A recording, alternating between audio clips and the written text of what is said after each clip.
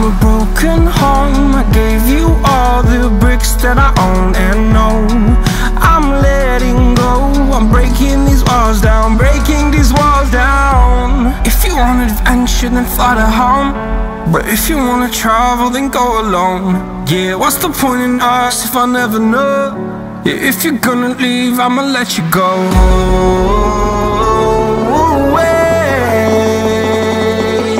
I'm tired of the pain.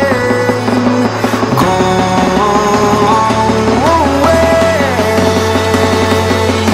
I'm tired of guessing time. Harder, harder.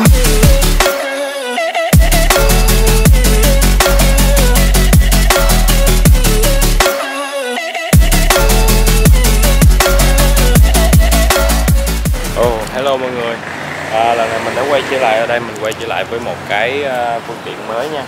Bởi vì cũng cảm ơn mọi người là mấy ngày vừa đây mình có đăng bán Betty thì nhận được sự ủng hộ rất là nhiều của mọi người. Đó là mọi người biết ra được đây là Betty và đây là tại Chụp, thì cũng có nhiều anh em động viên hỏi là tại sao lại ngã Betty hả, chuyển bộ môn hả, chuyển đồ chơi hả, hay là lên CG hả.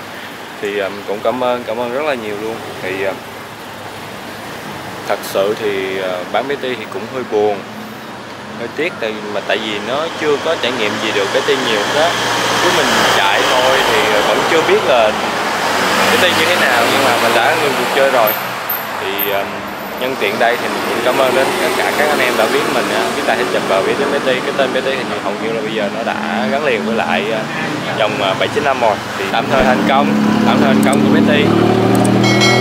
Đối với Betty vậy là đủ vui rồi, không có được nhiều, được sub nhiều, nhưng mà ít nhất thì cũng có người nhớ đến tại Chụp và nhớ đến Betty, vậy là vui rồi ha. Và bây giờ thì mình đang có một chuyến du lịch ở Thái, thì có gì hay, có gì vui nào em quay cho mọi người xem.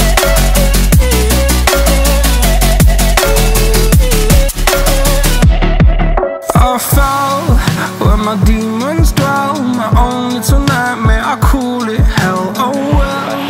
Mọi người đã mua vé nè, rồi số 1. Nói chung là cái không khí ở đây cảm giác rất là thích.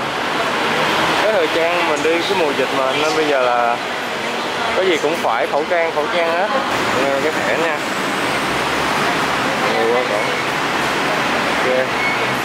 Đi thôi. To get back up, climbing and climbing. I'm done with this ride, is what I tell myself, so I could feel something else. Yeah, I guess I had my bad days, but it doesn't mean I lost my soul. Darling, where were you when my heart was on the ground? I thought time would prove that you would stick around. I guess time stands still, a king without his crown. Now I'm breaking, you're faking, girl. You never made a sound. Cho nên là bây giờ đang chuẩn bị tiếp tục cái nhận tiếp theo sau khi đi BTS xong nha. Bây giờ là chuẩn bị đi phà.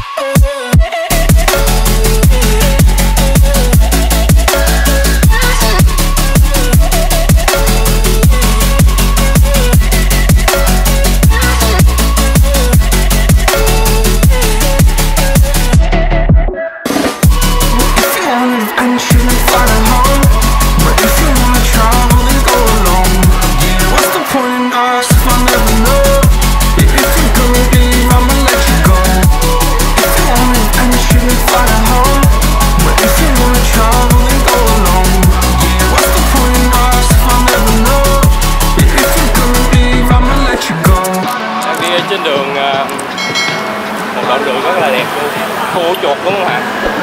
Cái này là khu ổ chuột. Khu qua là trái. Khu qua vườn sông, qua bên cái chùa vàng này. Đây bây giờ đổi tàu đi. Đây là nói chung là cái không khí rất là đã, rất là đẹp luôn.